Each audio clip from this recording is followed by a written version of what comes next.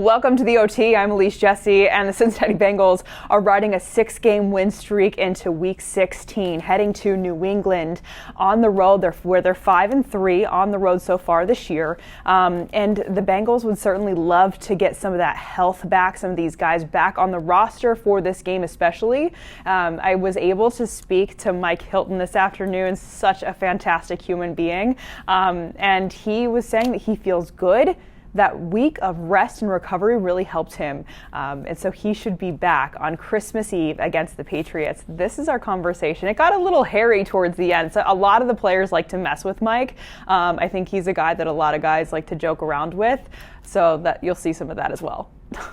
I feel pretty good. The week off definitely helped. I feel like if it was a playoff game, I would have played, but just talking to the coaches, they felt like for us to be healthy going into this playoff run, I have to miss this week, but I'll be ready to go for Saturday. So obviously that week of rest and recovery will help you moving forward later on in the season. Absolutely. At this point, what's up, BJ? At this point in the year, everybody's hurt, but you got to find ways to fight through it, and I want to be out there with my guys, so I know I'm going to do all I can to be as healthy as possible. And Ramondre Stevenson, 172 rushing yards last week on 19 carries. They are really damn good at running the ball. Absolutely. They run the ball real well. It's just they get overshadowed by other teams that people don't realize how well they run it. But it starts with those guys up front. And they live off play action and quick game, getting the ball out of Jones' hands into playmakers' hands. So we got to do our best to make them one-dimensional and put them in tough pass situations. I'm sure you've already seen the film on Stevenson. What made it so tough for the Raiders to stop him last week, do you think? They just let him get going early. It started early in the first quarter. He was able to find the rhythm, and he carried throughout the whole game. And even though they took a tough loss, which was a crazy loss, by the way, he did his job. He kept them in the game and just kept them off balance. And last question for you. What's up, I'm not even a turn. What's up? Last question for you. You guys all say that you want to win the AFC North, the division, but have you guys had bigger conversations that involve, seeding and the race for that and just the playoff picture? For sure. We want that number one spot in the AFC. We want everything to come through Cincinnati, but we know if we got to go on the road, we're confident that we can go take care of business. With guys like TB standing right beside me, we feel like we can go out there and just beat anybody, so we're excited. Do you enjoy playing on the road, especially with those fans that heckle you and shutting them up? Oh, yeah, absolutely, especially playoff time. Send them home, let them sleep on that for the whole offseason. So if we have to go on the road, we're excited about it. Yeah, if you can't tell, Mike Hilton has an infectious personality. BJ Hill was messing with him during that interview. Tyler Boyd, of course, was messing with him during that interview. But when I asked about whether or not they talk about just winning the AFC North or if they talk about the bigger picture, it really depends on who you ask. Because as you heard, Mike Hilton said, of course, we're talking about that. But other players usually say, no, we're just focused 1 week at a time. They usually give you the normal answers that we hear. I was also able to catch up with Jamar Chase this afternoon and just asked him about the Patriots defense. I mean, they have a reputation much like Cincinnati's defense, which is tough, physical. They execute really well, and they've certainly built their reputation that way. And so the Bengals will have a massive challenge. The Bengals offense, anyways, will have a massive challenge on Christmas Eve. This is what Jamar Chase had to say. How do you get your body ready for that? Because there's likely going to be a lot of pushing and stuff like that. For the most part, you just do your same routines. For the most part, as long as you're keeping up with your body the whole year, once you get to that game, you're going to be hurting regardless. But you got to fight through. It's the fourth quarter of the season, and just be ready for anything. We've heard a lot of you guys talk about winning the AFC North, winning the division. Have you guys had any more conversations that are bigger than that? Like seeding, playoffs, anything to that regard? Not in this building. We don't really talk about it. Okay. Besides, finishing off the next game that we have in front of us. We're worried about the helmets. The hats and shirts. But at the moment right now, we're taking one step at a time. And I know that, you're used to winning, obviously, from high school and college. But what would it mean for you personally to go 7 straight games with wins, 11-4, and be in a really great position for the playoffs? What would that mean to you? It means a lot. Just just to get a step closer to where we want to be last year, prove to people what we can do, you know, and show them that, you know, we got there last year for a reason, not just out of luck. So just for us to set a standard for ourselves in this locker room now on. And you guys are 5-3 on the road. Do you like playing on the road and shutting up some of those crazy fans that love to heckle you guys? Do you enjoy that part of it? I don't really mind. I don't really care for it. I don't really always like playing on the road. I haven't been to a spot that's been the craziest yet, so who knows when I'll get that. Do you, like, does your body, is it different? Basically, does your body react differently on the road with the travel and all of that stuff? Is it more of a recovery time for you or anything when you're compared to playing at home? It's a bit of a difference being ready for the game wise. I do a little bit of different treatment when I'm getting ready for the game at home and besides when I'm away, so that's about the difference. Okay, most guys are not great necessarily at taking care of their bodies when they're so early in their playing career. Yeah. Most guys have to get to veteran stage before they notice the aches daily. Yeah. What made you just jump into recovery and treatment mode so fast? I did a good job since I was at LSU, honestly. Okay. Just getting in the tubs every day, contrasting. I used to do needles a lot in college, so, you know, that's still traveling with me now.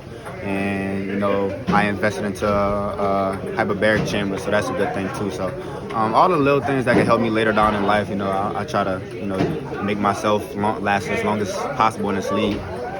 So you have a hyperbaric chamber at your house? Mm-hmm. That's awesome. Do you have other stuff that you use to recover? Not at the house. That's the only thing, because I know that's the best thing thing for the sleep, though. Yeah, that's the best thing for keeping sleep and, you know, keeping your mind right and body aches and short pains. That's what that's good for. So that's what I use it for. How many hours of sleep do you need a night?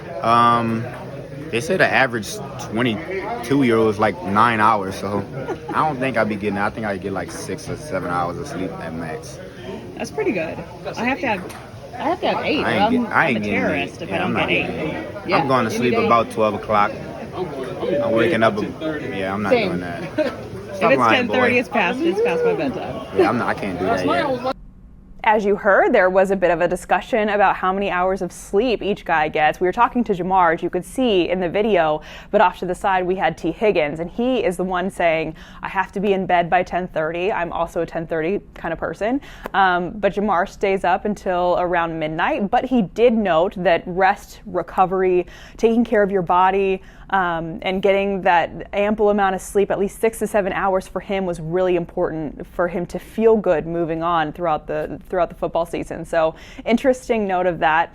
I also spoke to offensive lineman Jonah Williams. He's fantastic. He spoke to me about their road record first and foremost. They are 5-3 on the road, and I asked him why they have such a good record so far on the road this year, and he chopped it up to communication. We've just been working well together.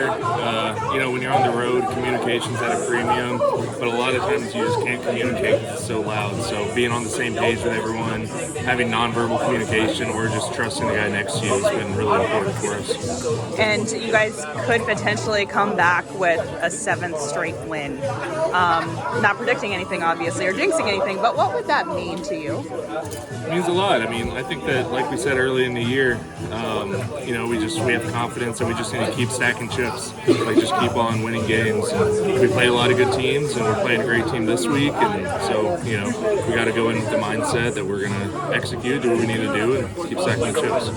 What has the 2022 journey kind of been like? Because I know you guys started 0-2 and everyone started chatting, and now you guys are 10-4. What has it been like for you guys to flip that script? I think that it's been nice because I think in the locker room we've all had each other's backs, we all trust each other. I know there's been a lot of outside noise, but I think that us trusting each other has just allowed us to keep on building and keep on performing better, and, you know, get to the point that we're at now where we control our own destiny. The Patriots defense, especially their defensive line, they've got a couple of guys that are playing like pro bowlers on the edges. How do you deal with that? How do you prepare for that? They're great players, and, you know, I think most games you're going to play guys who are Pro Bowl talents at the end. It's just such a talent-rich league at that position. So, you know, just going with the same preparation we always do focus on technique, focus on scheme, and just trust that to trust my own abilities and our abilities as a unit to succeed on Saturday. Have you guys had bigger conversations above just winning the AFC North? Because I know a lot of guys have spoken about we want to win the division, which I get. But have you guys talked more about seeding or the race for the seeding or playoffs or anything like that? We don't really talk about that. Why not? Because it's not relevant to what we're doing necessarily. It's kind of out of our control. And we just know that we keep winning these games. We put ourselves in a position the first 15 weeks that if we keep winning these games, we know that we're going to win the North. We know that we're going to win. We're going to get good seeding and all that. So that's all we can control, and that's what we're focusing on. Last question for you personally. What's the biggest key to winning this game in your mind? I think it starts in the trenches, I do too. That's, it's kind of cliche coming from a lineman, but I really think it does. This is a team that prides themselves in their physicality, and they've proven to be very good in the trenches on both sides of the ball. So that's something that we need to do is out-physical them and perform better, and I think it's going to start with us.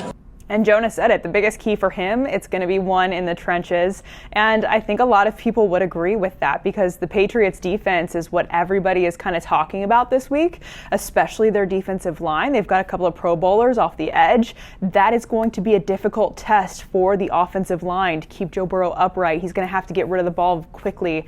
That's no secret. But if they do well against the defensive line, they hold strong and they are able to keep Joe Burrow upright, they will be in a good position to bring their 7th straight win home to Cincinnati on Christmas Eve. I also spoke with a guy that you really don't hear from a lot, Clay Johnston. I was so entertained by this interview, I think because he just doesn't give you the normal player speak. And he said that this locker room is the closest locker room he's ever been a part of throughout the years, whether that's high school, college, and now in the pros. Here he is. I think it's a statement for us. I think that's what we're all trying to do, but I think there's more than that. I think we control. We have the ability to just control what we want. We can get the first seed if we keep winning out. It just all depends. I know we got to take it a day at a time, but we've always thought that, but I think we have bigger and better goals too. Definitely. You guys your defense has managed to be a ferocious, tough, physical style of defense. You guys have built that reputation. Yep. How have you guys managed to do that and play so fast? What does Lou Anarumo present that allows you guys to play as fast? I think we have a great chemistry. I think guys love playing for each other. I think honestly they get out there and it's like a brotherhood. We have such a tight locker room and guys it's a family in here. And so the coaches have done a good job getting the right guys in here for that and they're trying to maintain it. But we also have to do our job and go out there and play. But we got something good going. Have you ever been a part of a locker room this tight? No, not at all. I was been with Carolina, LA. I got drafted by LA, and then I was with Carolina because my dad was out there, and it wasn't because my coaches were out, my former college coaches, but I went there because my mom and dad were living out there, and I just wanted to be closer with them. But nothing anywhere near. I can't even compare the two teams versus this. Can you, for people who have never been a part of maybe a team-style situation or have played on a team, can you describe what that is like? Describe just... just your camaraderie within the locker room. The closeness of you guys. I think you can see it. We're playing ping pong. We got guys playing cards. And we don't just play ping pong and cards just here.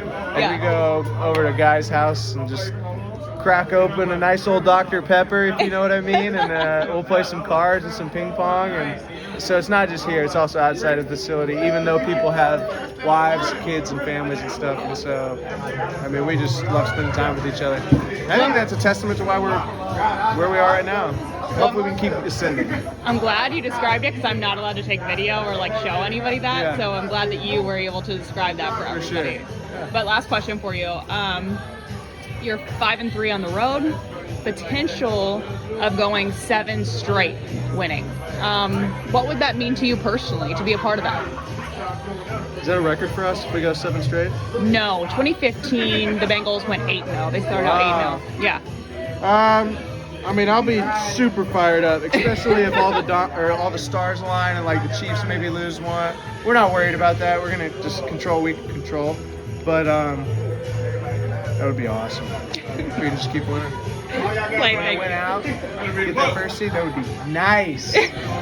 Yeah, based on Clay Johnston's last answer, you can tell that guys are trying to stay tunnel visioned on the task at hand and what's in front of them and going day by day, week by week. But it is kind of hard, I think, for them as well as all of us to not look into the future and notice that there is a race between the Bengals, the Chiefs, and the Bills for that 1 seed.